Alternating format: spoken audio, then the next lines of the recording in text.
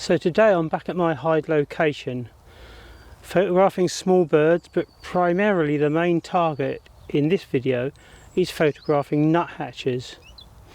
I've noticed over the last week or so that there's a pair of nuthatches coming in quite regularly to the setup. So today I'm going to be showing you what I photographed them on, how I set it all up and everything there. So the main prop that I'm going to be photographing them on today is this fence post. I was out on one of my early morning walks and I saw this fence had fallen over.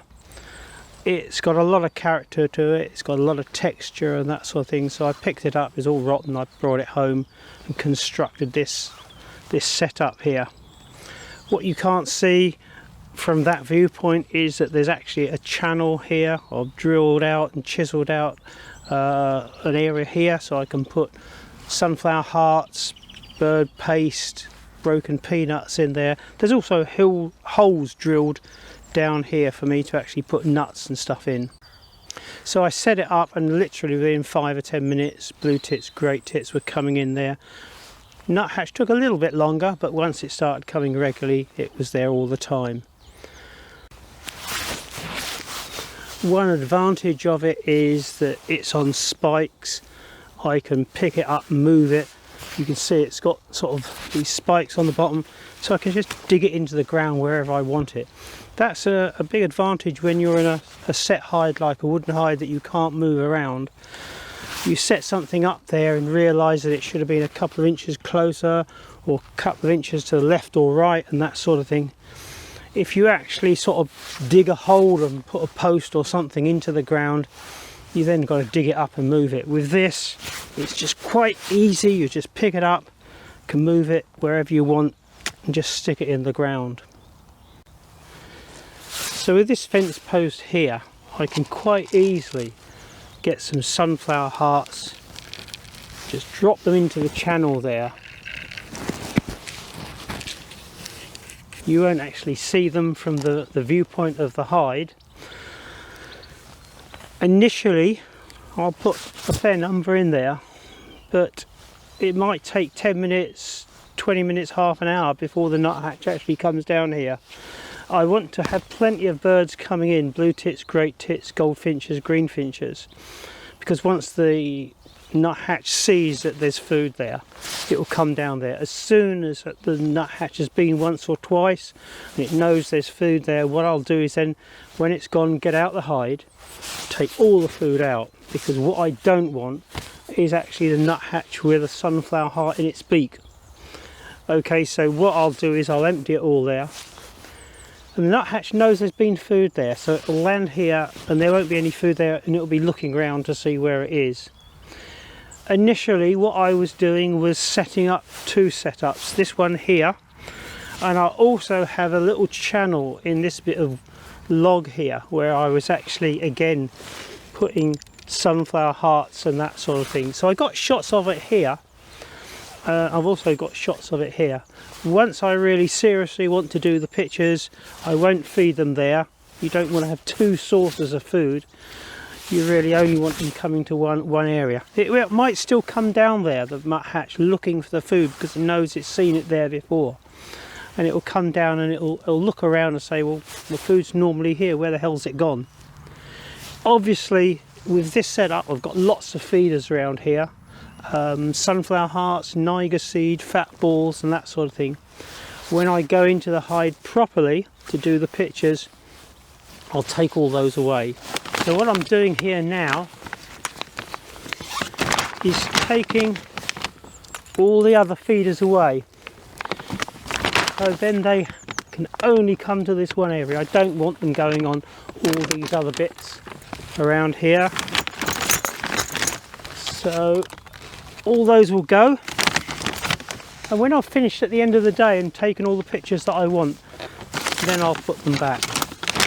As I said initially, so I did put food on here and some down there. And there's probably about a 15 inches gap between the two.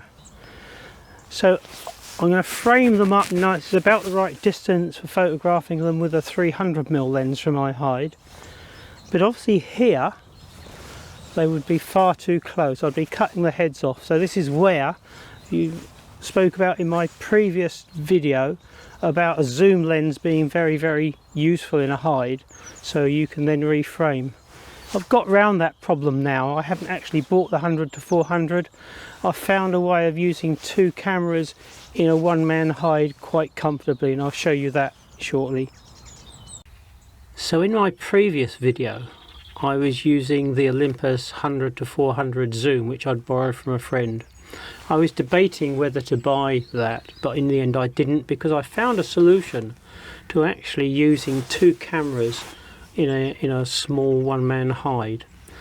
I can use one on a tripod, the 300mm with the EM1X, but the 40 to 150 to 1.4 I've got on a Manfrotto clamp, which I've actually sort of clamped onto there, and I'll show you a picture of that in a minute.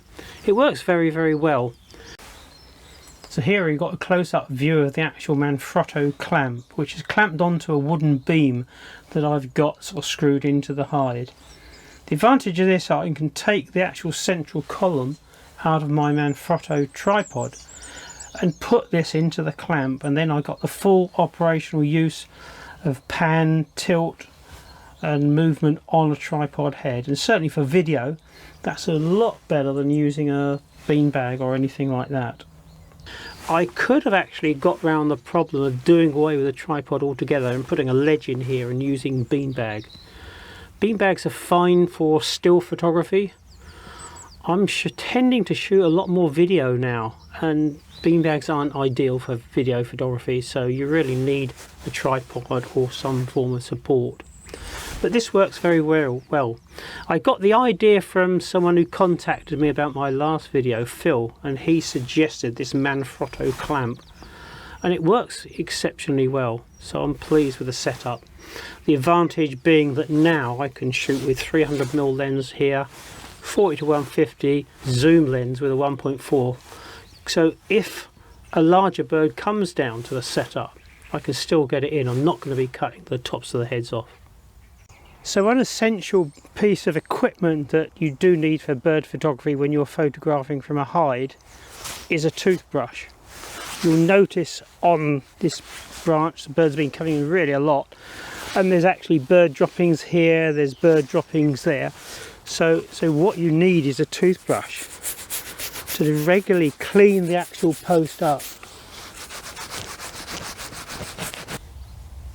So what I'm going to do is show a few still images and some video of the nuthatch coming in and some of the other birds. It isn't just a case of nuthatches that will be coming in. You'll have lots of blue tits, great tits, even had bramblings, starlings, all sorts of birds coming in.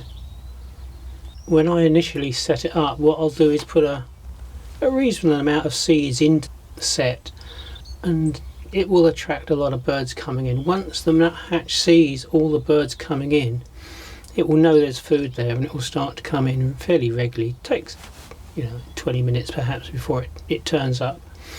So once it's been in a couple of times, what I'll then do is actually take all the seed out, so that when the bird comes in, it's looking for the seed, and there's no seed there. What you don't want to do is get a shot of a nuthatch with the actual seed in its beak. It doesn't look very good. So ideally what you want to do is have it coming in regularly, then take the food away, and then when it comes out you'll get some nice poses, because it won't actually have any sunflower hearts or nuts or anything in its beak. It'll be looking for them, and it'll lift its head up and look around. You can see in this video clip that the nuthatch is looking for the food. It's thinking to itself, well, this is where the food is normally, where the hell's it gone? This is when you'll get your best pictures, because it won't have a beak full of sunflower hearts. All the video is shot in slow motion on the EM1X, set at 120 frames per second, shutter speed of 250th per second. It's annoying that with the Olympus you have to manually focus when taking slow motion video clips. Not always easy with a moving bird. I really hope that when the Olympus bring out their new camera, it will have autofocus in slow motion. Fingers crossed anyway. You don't have to have any particular expert woodworking or carpentry skills to knock one of these up, it's just really a case of a few screws, a few nails and that sort of thing, and as long as it looks natural and rustic, it's a good prop to pose birds on. So I hope you enjoyed the video and found it helpful. Please check out my other YouTube videos and subscribe to my channel so that when I do a new upload, you'll be notified of it. Thanks for watching.